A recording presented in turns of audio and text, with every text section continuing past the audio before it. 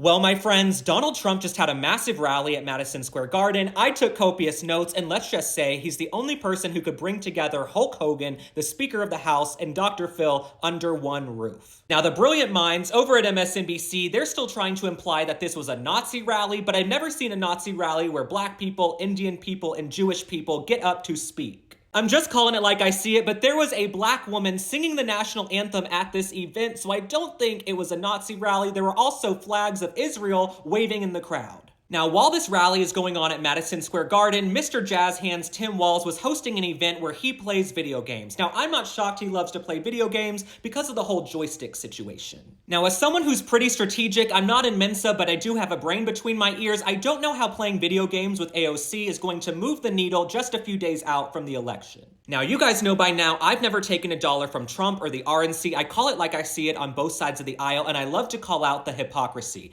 MSNBC, Hillary Clinton, the Kamala Harris campaign implying that this is a Nazi rally at Madison Square Garden is ridiculous because Bill Clinton was nominated at Madison Square Garden in 1992. Something else I have to say about this lineup, I don't know if the rally is going to move the needle. I don't know if it's going to help Donald Trump win the election. The race is tight right now, but this roster of people would take out a frail Victorian child. It would give Rachel Maddow nightmares for a year. The Republican Party of 2024 really is the big tent party. They have Hulk Hogan ripping his shirt off. They have RFK Jr., Tulsi Gabbard, Elon Musk, Dr. Phil. We've never seen this before in American history. And before we move on from this topic, let me just say, I see a lot of comments online that Donald Trump despises gay people, he doesn't like gays. The man's playlist is identical to mine. He listens to YMCA by the Village People, Memory from Cats, Celine Dion. I don't think he hates gays. The man has literally hosted gay weddings at Mar-a-Lago. He travels from rally to rally with a famous opera singer. I'm just calling it like it is. Now, Melania Trump made an appearance at this rally. This is basically her first time speaking at a rally the entire campaign cycle. She did not speak at the RNC. I predicted she might show up because it's close to her house. She's like me, we don't like to go very far.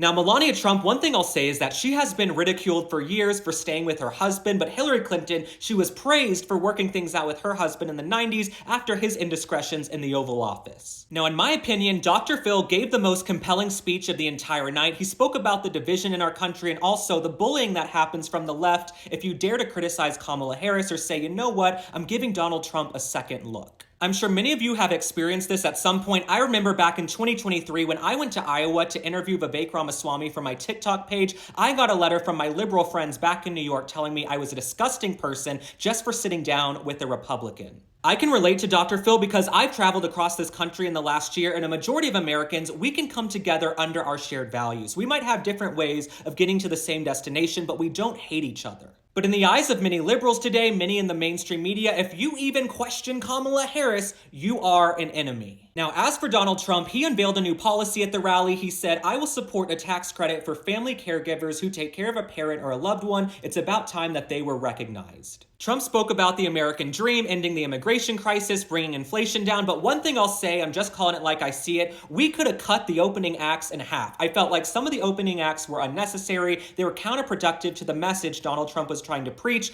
at the Madison Square Garden rally. People on the left, the right, the middle, people who despise Donald Trump, they will even admit he is the consummate entertainer. He is the best entertainer on earth. We've never seen someone go from a reality show to the White House. In 2015, when he entered the race, he revived news media. So I have to say, he does not need a ton of openers. A lot of the people opening for him, they have more to gain from Donald Trump than he has to gain from them being there. Now, before I wrap this up, one of my favorite moments is something I think a lot of people missed, and that's when Donald Trump talked about the Venezuelan gang, Tren de Aragua. Hearing him pronounce Tren de Aragua gave me a lot of serotonin. All I could think about was Kamala tomorrow pulling out her fake Spanish accent and going, Tren de Agarita. Kamala's gonna go to Chili's, have a couple of margaritas, and be like, Tren de Aragua on me. Kamala's gonna be like, can we get a couple Tren de Araguas for the whole bar? All right, my friends, thanks for liking and following. Drop a comment. Tell me how you feel about Donald Trump, Kamala Harris, everything going on right now. I will see you on the next one. Bye.